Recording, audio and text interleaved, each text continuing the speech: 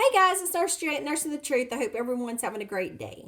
So I'm going to make a part two to, Cesare Borgia and Leonardo da Vinci.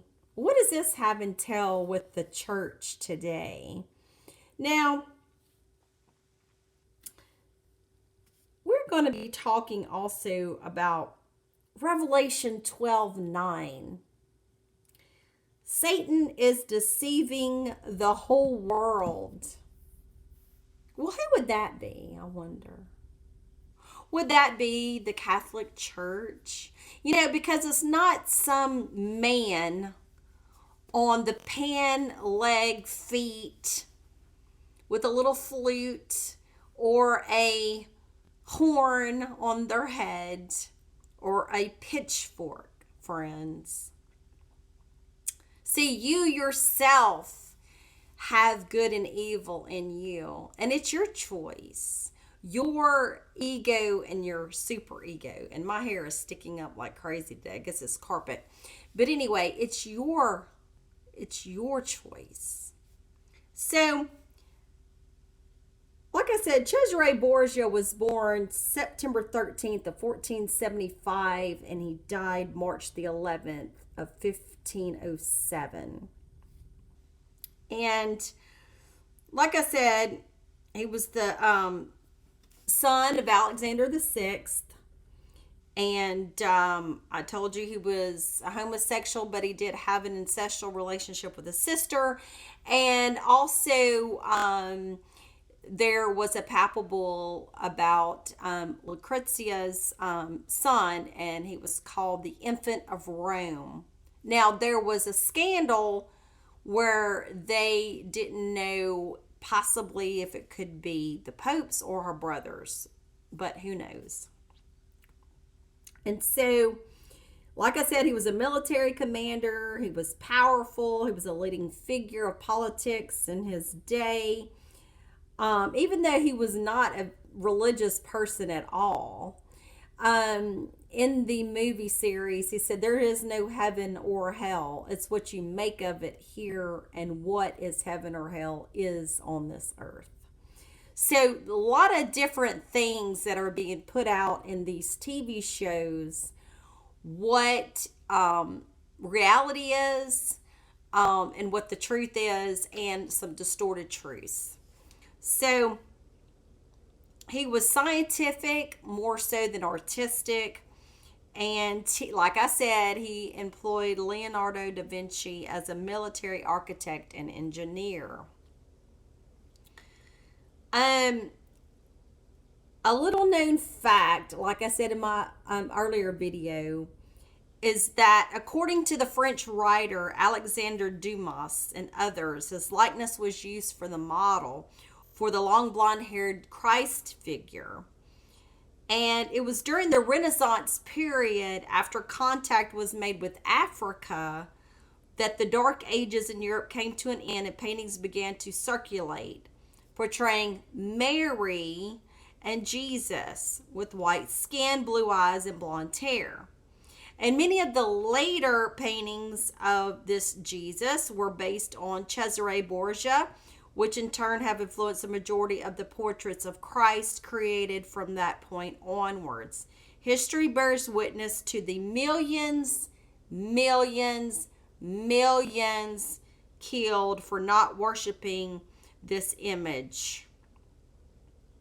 Rome and Spain dispatched the likes of Christopher Columbus, Cortez, Ponce de Leon, Americus Vespucci, among others, with armies to kill, enslave, and also indoctrinate Negroes and Indians into the cult of Christianity. Like I said, the church, needed the indigenous people more so than the indigenous needed the church. Just like I say, I'm indigenous and I do not need the church. It doesn't matter if you are Protestant or a Catholic. Okay? It's all the same. The book comes from Rome. Okay? It does not matter. They took things, they interpolated, they revised, there's revisions, there's lies, there's deceit, and there's very little truth in that. But there are clues, there's tricks in this book. They lead you to things. It's like a Pandora's box. It's like, oh, we're going to give you this and we're going to give you that. And when you figure that out, you're going to figure this out. It's like a puzzle piece. And search. Now, this is someone's writing, people. Search for the truth. And when you find the truth, then the truth shall set you free. So, whoever's writing this knew the truth.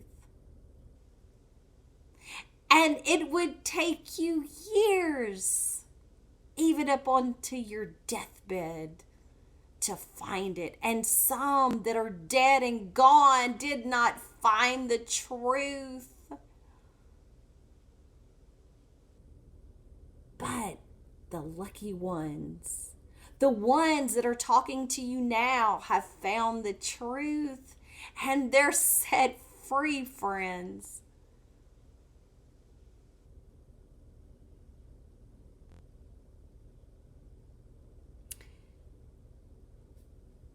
When Altobello Milan, Melone, painted his portrait of Jesus around 1520, he drew inspiration from an earlier Cesare Borgia painting, but distorted the distinctions between the faces and ethnicity of the most holy figure with one of the most corrupt, they say.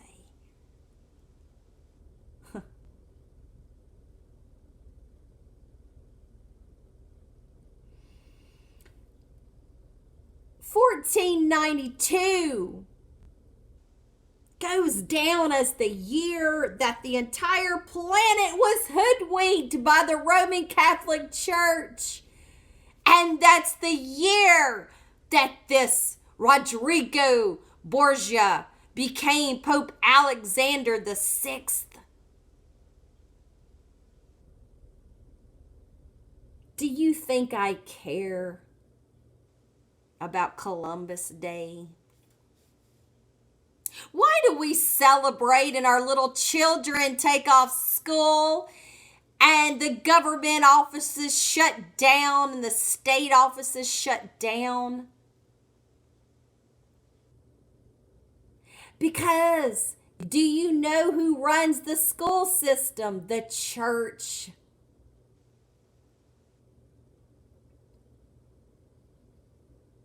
Oh, but they say church and state are separated. And you know, the forefathers that knew this lie, that were not going to be hoodwinked, like Thomas Jefferson, Benjamin Franklin, John Adams, George Washington, Thomas Paine. Shall I go on? They knew what was happening, and they knew that this world, this United States, this whole menagerie was going to be tangled up in a spider's web, an arachnoid web.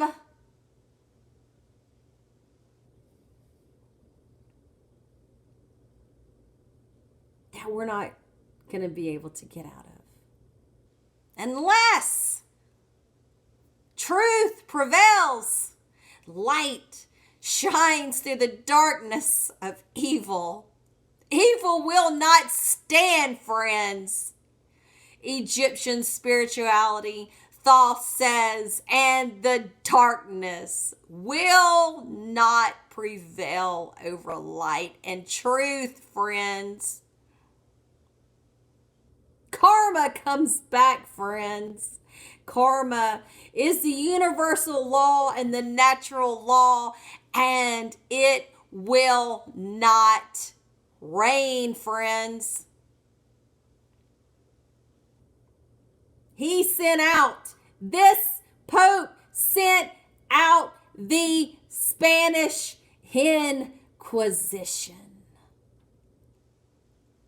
Him.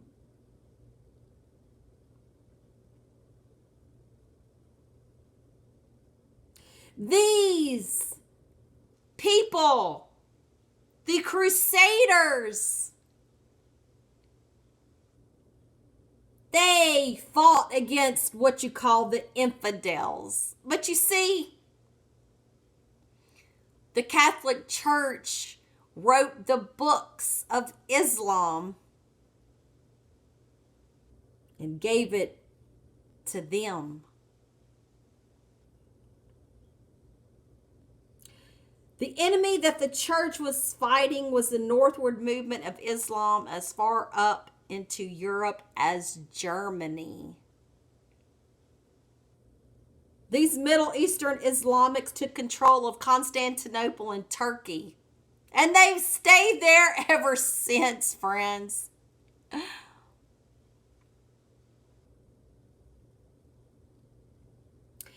And threatened the stronghold that the Roman Empire and turn the church had on the world at the time. And Pope Alexander VI used the age-old tactic of discrediting an opponent to weaken his position.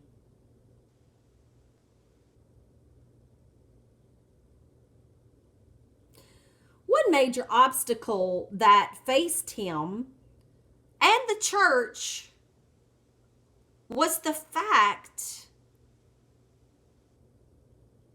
was physically the same as the Islamics of color that they were fighting against. He represented in all paintings, carvings, sculptures as the dark-skinned man.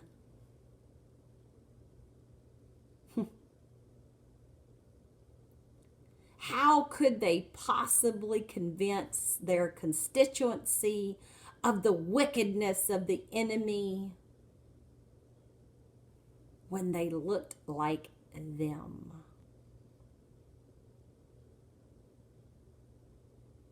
You see, friends, like I told you before, this thing goes real deep, and the rabbit hole trail goes real deep.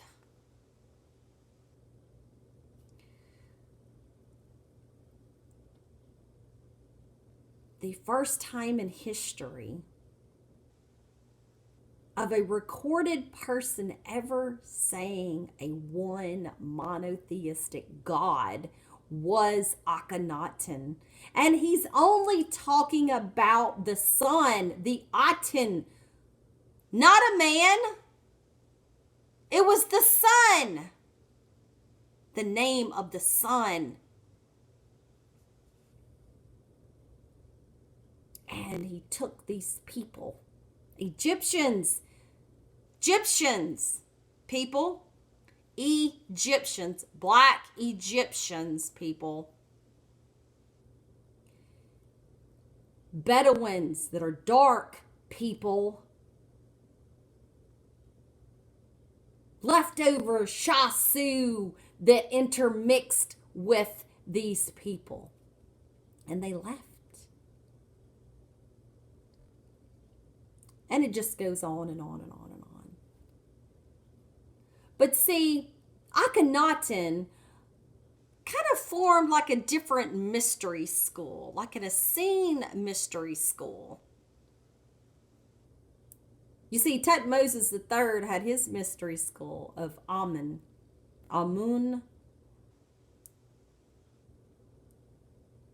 But you see, Akhenaten was a pacifist. You see. And as the years go by, and as time and the centuries go by and people die off and people don't carry tradition, or they start a new tradition, have new things that they think about. You see, Egypt is the whole of spirituality and always has been, and always represented things to show a people what it is. Wasn't necessarily language. It was a mystery. And you wonder why the pyramids are still standing, friends, out of the 7 wonders of the world, and they are the only ones standing, because it is a mystery. The world is a mystery. We are trying to find where our origins are, and it's a mystery. The whole time we're looking for something, when we need to look inside. Is that the mystery, friends? Is that what they were telling us, friends?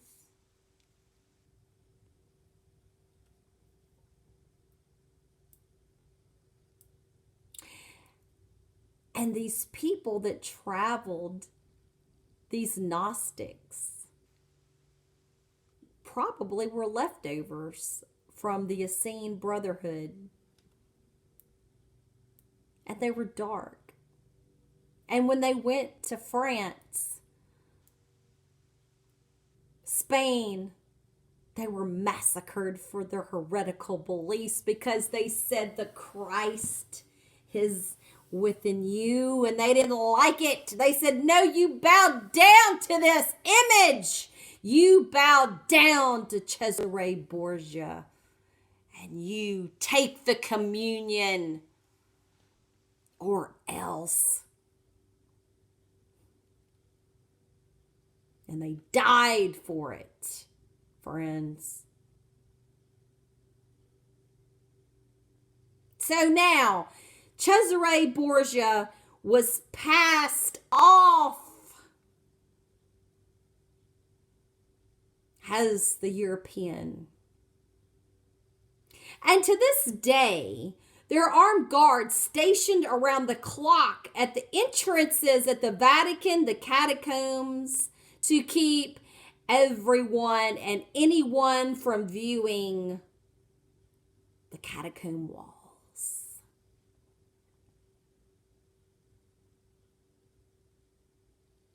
Leonardo da Vinci's portraits of his lover, Cesare Borgia, a vile mass murderer, painted in the images that everyone came to accept as Jesus. Remodeled to suit the Europeans who were at war with Islam, who were basically the same race. This was commissioned by his father, Pope Alexander the Sixth.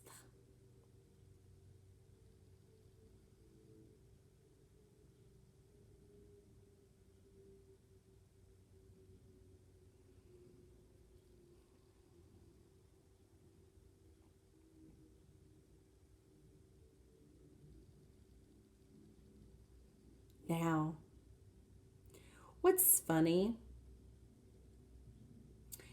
is in the movie or the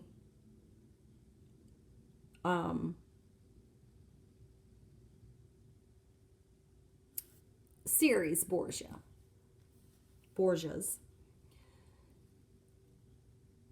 the Cardinals, were saying, well, Holy Father, there's nothing holy about you, you pervert. There's nothing holy about this church. There's nothing holy about it.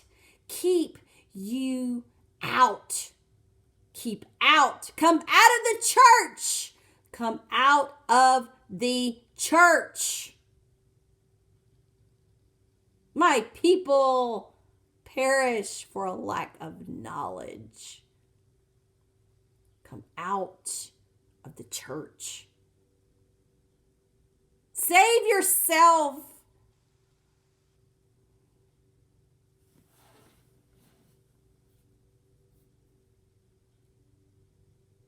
No one can save you, people. What are we going to be saved from? This is nature. Seriously? This is nature. There's nothing that's going to save you. Even if you read these scriptures a million times, it says that the kingdom of God is within you. And if you are from the Son, you are light. And you are the light of the world. That the glory of the Lord shines. There's no getting rid of it, friends. The creative force, gives you the choice in material matter. But the light is always good. What are you going to do with the light? What are you going to choose with the light? Because when the light leaves you, friends, it just goes on to something else. So until next time, I hope you've enjoyed this enlightening video. And just remember, friends, all roads lead to Rome that's perverted. But all roads lead to Egypt for spirituality. Hotep and Ashe.